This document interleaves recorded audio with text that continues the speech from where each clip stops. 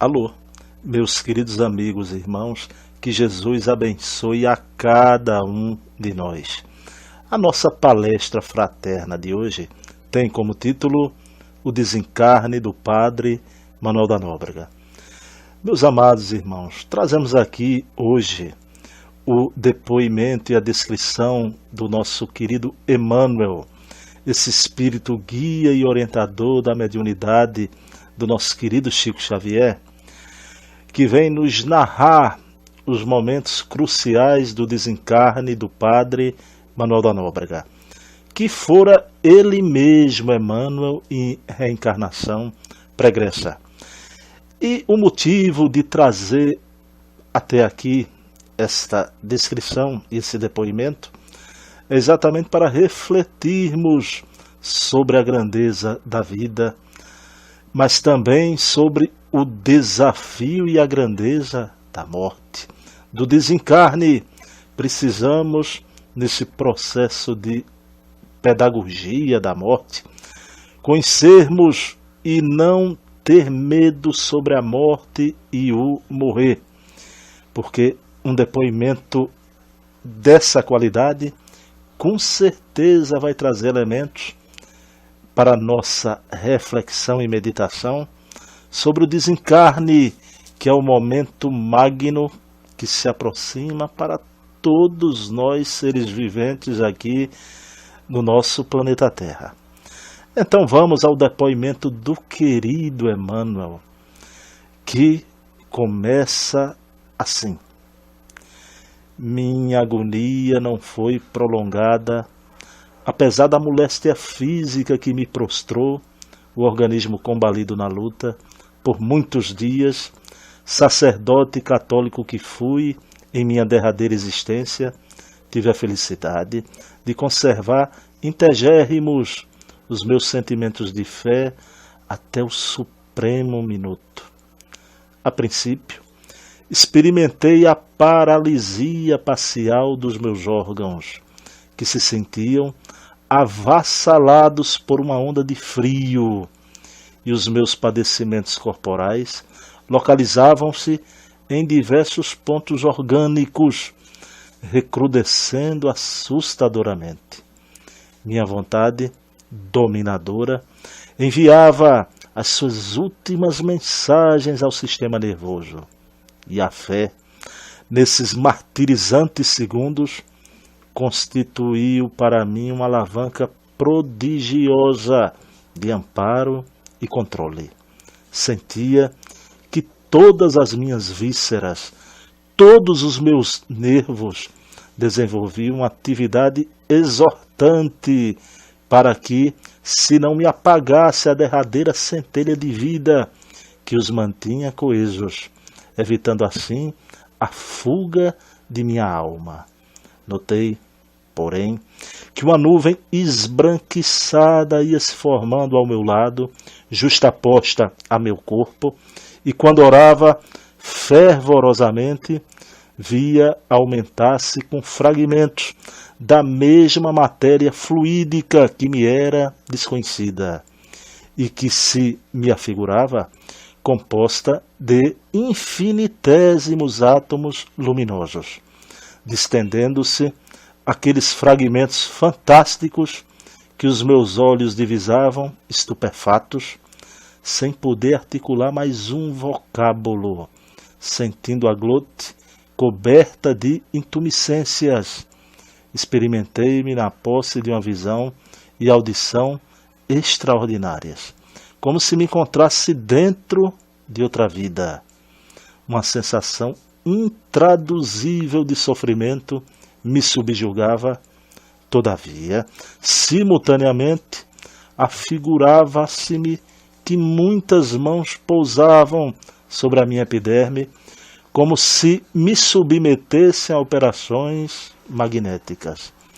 Adormeci, numa noite sem visões e sem sonhos, passada, porém, uma fração de tempo que não é possível precisar. Acordei-me sobre um leito alvíssimo, como se for obrigado a repousar em uma cama higiênica de hospital. rajadas de apuro, sutilíssimo, inundavam o meu aposento, onde eu experimentava um inexprimível bem-estar.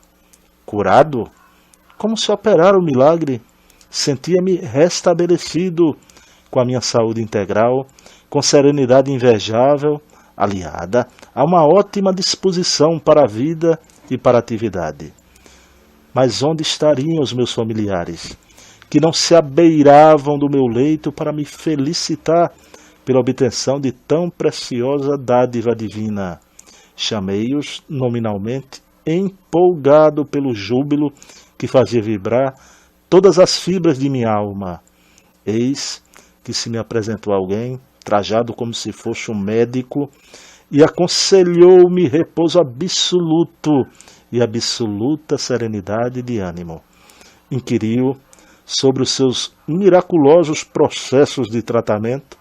Todavia, o interpelado, alçando a destra para o alto, respondeu com paciência e brandura: tende calma, não estás sendo tratado segundo a nosologia clássica.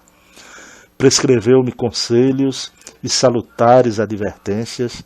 Aí permaneci ainda por algum tempo e tive a oportunidade de notar, com admiração justificável, a atuação da minha vontade sobre todos os elementos que me cercavam.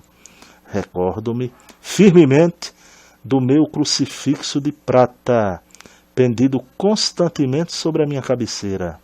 E eis que, no local de minha preferência, atendendo a meu desejo veemente, apareceu-me esse objeto de estima.